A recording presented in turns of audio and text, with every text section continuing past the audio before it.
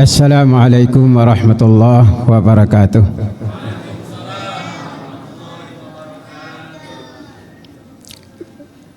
Innal hamdalillah nahmaduhu wa nasta'inuhu wa nastaghfiruh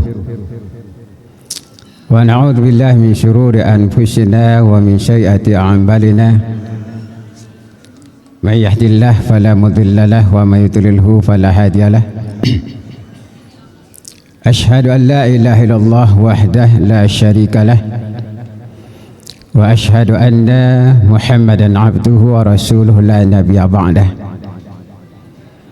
Allahumma salli wa sallim ala hadzal nabiyil karim wa ala alihi wa ashabihi wa man tabi'ahum bi ihsan ila yaumiddin.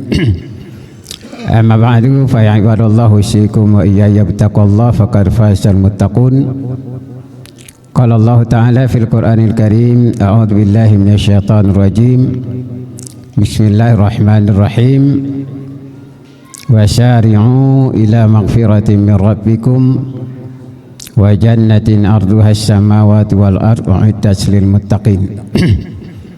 Alladzina yunfiquna fis sarra wa dharra wal kazimina al ghaiza wal 'afina 'anil nas wallahu yuhibbul muhsinin. Dzalikal kitabu la raiba fihi hudal lil muttaqin alladzina yu'minuna bil ghaibi wa yuqimuna shalah wa mimma razaqnahum yunfiqun. Shadaqallahu azim. Puja dan syukur marilah kita panjatkan kehadirat Allah Subhanahu wa taala. Alhamdulillah, pada malam ini adalah malam yang ke-19 melaksanakan Ramadan, puasa di bulan suci Ramadan. Dan malam ini adalah malam yang ke-20 Qiyamul Ramadan. Allah masih memberikan kesempatan kepada kita, memberikan panjang umur. Mudah-mudahan dengan usia yang Allah berikan akan kita manfaatkan untuk selalu melakukan amal kebaikan, amal soleh, dan kita berusaha untuk menutup kekurangan kita, kesalahan kita dengan istighfar kepada Allah Subhanahu wa taala.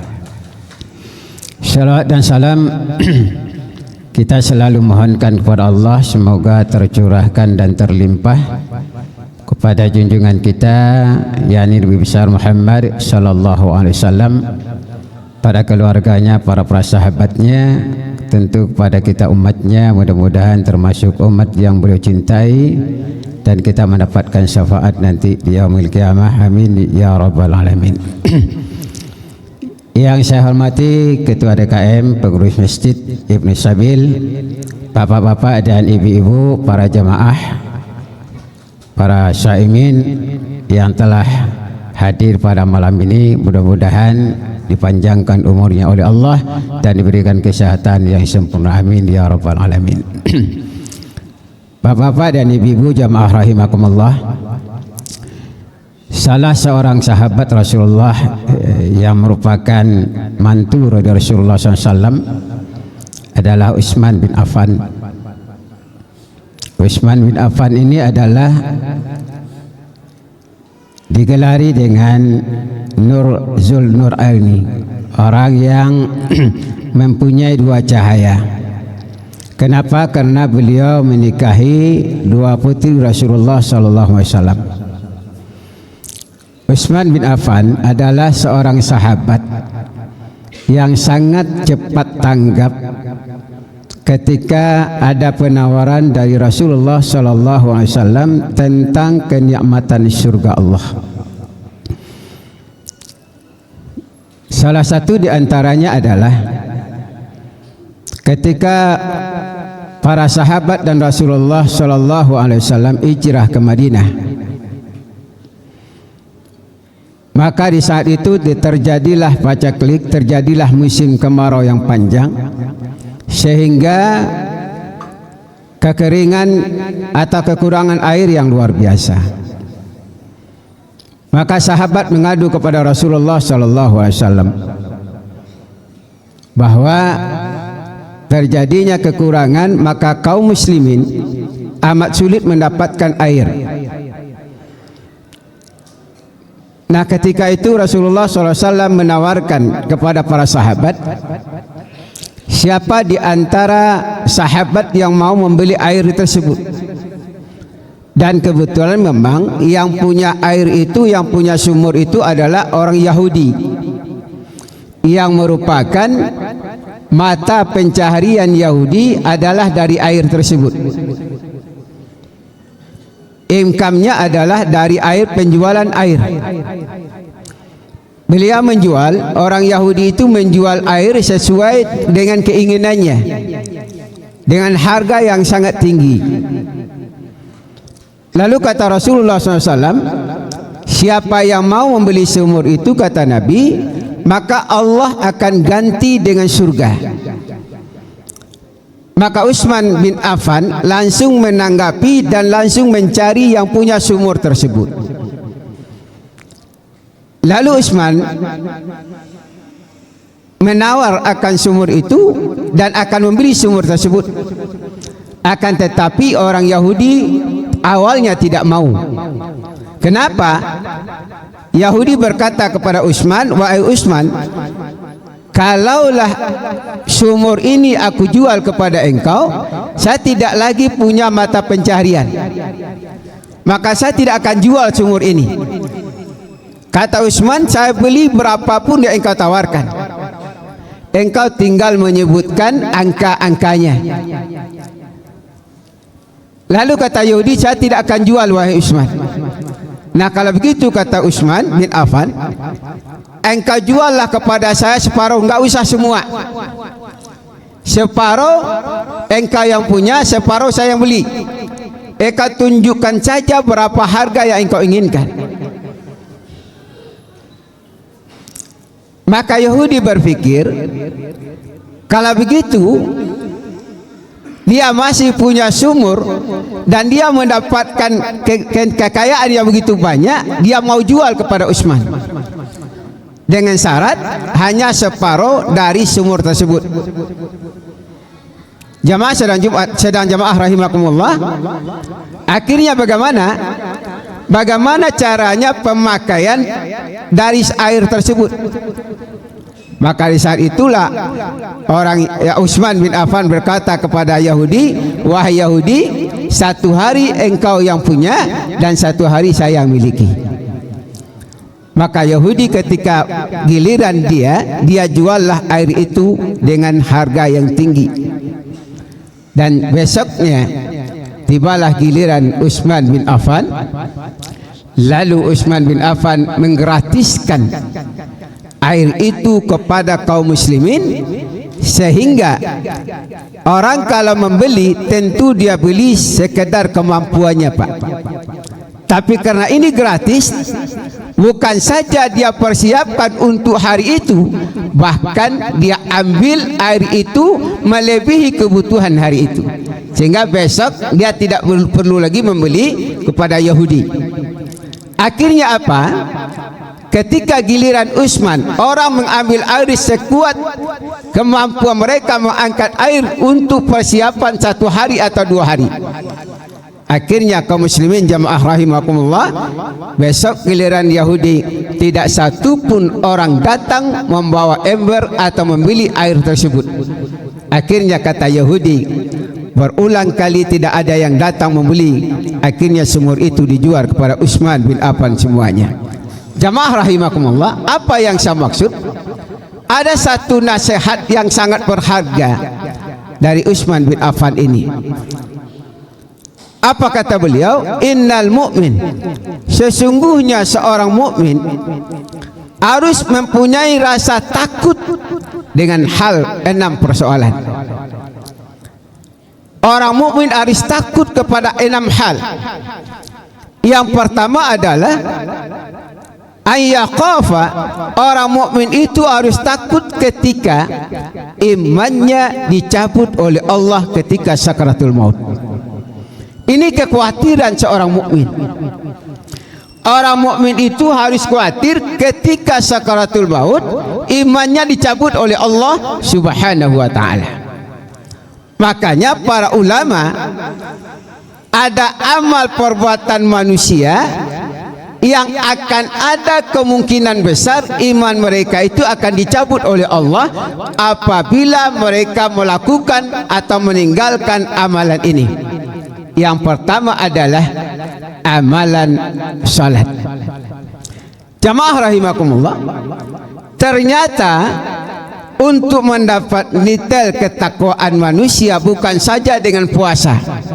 Ya ayyuhalladzina amanu kutiba alaikumusiyam kama kutiba alal ladzina min qablikum la'allakum tattaqun. Orang berpuasa bukan saja dia mendapatkan la'allakum tattaqun itu, tapi ada juga orang yang akan mendapatkan nilai-nilai ketakwaan adalah orang yang salat. Kata Allah Subhanahu wa taala, "Dzalikal kitabu la raiba fi hudal lil muttaqin." Demikian kitab, kata Allah, petunjuk bagi orang yang bertakwa. Siapa mereka? Orang yang muttaqin itu adalah alladzina yu'minuna bil ghaibi wa yuqimuna shalah wa mimma razaqnahum yunfikun. Ada 3 dan salah satu di antaranya adalah kemungkinan orang akan mati dalam keadaan su'ul khatimah ketika mereka melalaikan salat. Jamaah rahimakumullah, salat yang mana diperintahkan oleh Allah ke Rasulullah ketika Isra wal Mi'raj itu 50 kali sehari semalam. Awalnya 50 kali sehari semalam, akhirnya atas saran daripada Nabi Musa, maka berulang kalilah Nabi Musa meminta kepada Muhammad untuk minta rukhsah kepada Allah agar salat itu dikurangi dari 50. Kenapa? Kata Musa, wahai Muhammad, umatmu tidak akan mampu melaksanakan salat 50 kali sehari semalam itu, maka mintalah kepada Allah rukhsah, mintalah keringanan. Makanya akhirnya sampai 5 waktu. Apa kata Nabi? Khamsatun hiya khamsin. Salat yang kita kerjakan 5 kali sehari semalam ini, Allah beri pahala dengan 50 kali orang melaksanakan salat di zaman Nabi Musa alaihissalam. Bahkan kenapa Allah Subhanahu wa taala memerintahkan salat begitu banyak kepada umat Nabi Muhammad? Itu menunjukkan, kata para ulama, bahwa salat ini adalah amalan yang sangat dicintai oleh Allah Subhanahu wa taala. Jamaah rahimakumullah, bahkan seorang dokter di Amerika, seorang dokter perempuan yang bernama Fadilma, dia adalah ilmu neurologi, menemukan satu penelitian beliau bahwa di otak, sel otak manusia ini, kata beliau, ada sel otak manusia yang tidak dialiri oleh darah kecuali ketika dia sujud kepada Allah. Ini makanya orang yang banyak sujud kepada Allah dia akan sehat. Bahkan seorang sahabat Rasulullah yang bernama Rabi'ah bin Ka'ab bin Aslami, karena kecintaannya dia ingin menjadi orang yang muttaqin, dan orang yang muttaqin itu adalah orang yang banyak sujud kepada Allah SWT. Nah, Rabi'ah bin Aslami ini dia hidupnya di emperan masjid. Kenapa? Karena dia miskin, tidak punya keluarga, tidak punya rumah, maka dia hiduplah di teras masjid Rasulullah sallallahu alaihi wasallam dengan para sahabat yang lain. Dan kerjanya adalah menyediakan air uduk Rasulullah dan memenuhi kebutuhan hajat-hajat Rasulullah sallallahu alaihi wasallam. Akhirnya Rasulullah sallallahu alaihi wasallam adalah orang yang pandai berbalas budi, ya. Lalu kata Nabi, "Sal, wahai Rabi'ah, mintalah kepada Allah apa yang engkau inginkan, apa yang engkau butuhkan. Ya. Apakah engkau ingin minta kekayaan? Apakah engkau ingin punya istri?" Walaupun secara kemanusiaan, secara manusiawi, memang seorang manusia itu ingin berkeluarga, tapi dia tahu diri tidak mungkin ada wanita yang mau dengan beliau dengan kemiskinannya. Akhirnya, ya Rasulullah, saya tidak minta yang lain. Wa murafataka fil jannah. Yang saya minta hanya engkau beri peluang kepadaku, ya Rasulullah, untuk bisa bersamamu nanti di alam surga. Tidak ada yang lain. Ya. Walaupun engkau berada di surga paling di atas, saya paling bawah, tidak masalah ya Rasulullah. Yang penting saya itu bisa melihat wajahmu setiap saat dan setiap waktu. Saya ingin bersamamu terus. Saya tidak ingin berpisah ya Rasulullah dari dunia sampai akhirat. Kalau begitu kata Rasulullah, fa'inni ala nafsika bi kasrati sujud. Kalau begitu kata Rasulullah, bantulah aku ini atas dirimu, atas amalanmu, kata para ulama, dengan memperbanyak sujud kepada Allah Subhanahu wa taala. Orang yang memperbanyak sujud kepada Allah adalah orang yang tidak meremehkan salatnya, apalagi salat sunnah-sunnah. Makanya ada istilah di dalam bulan Ramadan, ada dua jihad yang harus kita lakukan. Jihad di siang hari berpuasa dan jihad di malam hari qiyam Ramadan. Mudah-mudahan ini termasuk yang menghindarkan kita dari mati dalam keadaan su'il khatimah. Yang kedua adalah berbakti kepada orang tua. Jamaah rahimakumullah, di fenomena di Jepang ada seorang anak yang tega membawa orang tuanya, memindahkan orang tuanya ke tengah hutan. Dan ketika itu dia gendonglah si ibu untuk diantarkan ke tengah hutan dan akan ditinggalkan di situ. Kenapa? Karena dia tidak ingin memelihara orang tuanya tersebut.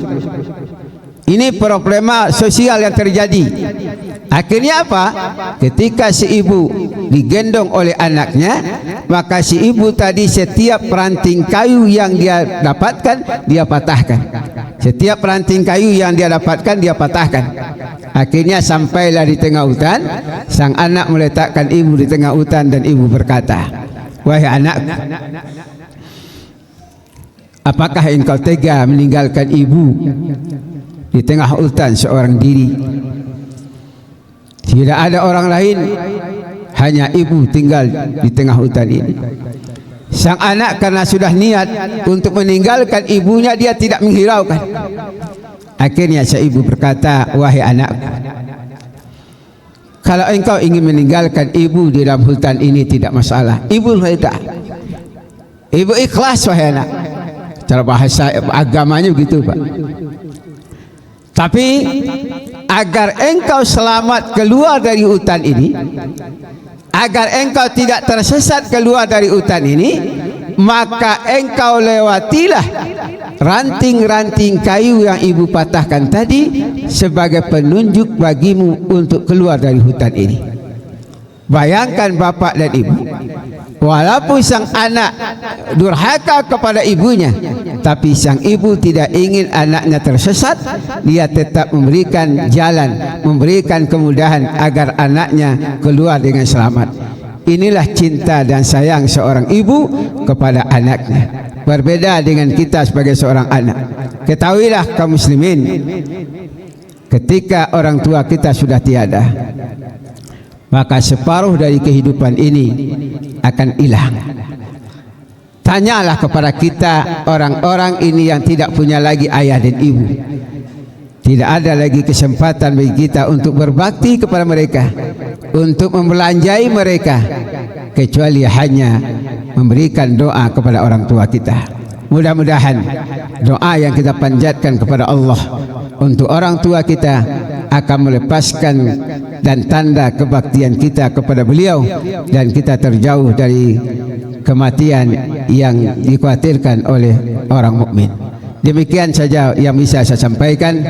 Ada 6 sebenarnya kekhawatiran orang mukmin itu pada hari ini, pada malam ini. Hanya satu yang kita sampaikan, kekhawatiran ketika Allah mencabut nyawa kita dalam keadaan sakaratul maut, tercabutnya iman dalam dada ini. Mudah-mudahan ini bermanfaat walaupun satu yang kita sampaikan. Mudah-mudahan kita terhindar daripada su'ul khatimah, dan selalu kita berdoa kepada Allah SWT, Allahumma khtim a'malana wa ajalana bi isnil khatimah wa la takhtim a'malana wa ajalana bi su'ul khatimah. Kita berharap kepada Allah agar dimatikan dalam keadaan husnul khatimah dan tidak dimatikan dalam keadaan su'il khatimah. Mati dalam keadaan beriman dan kita mati dalam tetap menjadi muslim yang sejati. Demikian saja, banyak maaf. Wabillahi taufiq wal hidayah. Wassalamualaikum warahmatullahi wabarakatuh.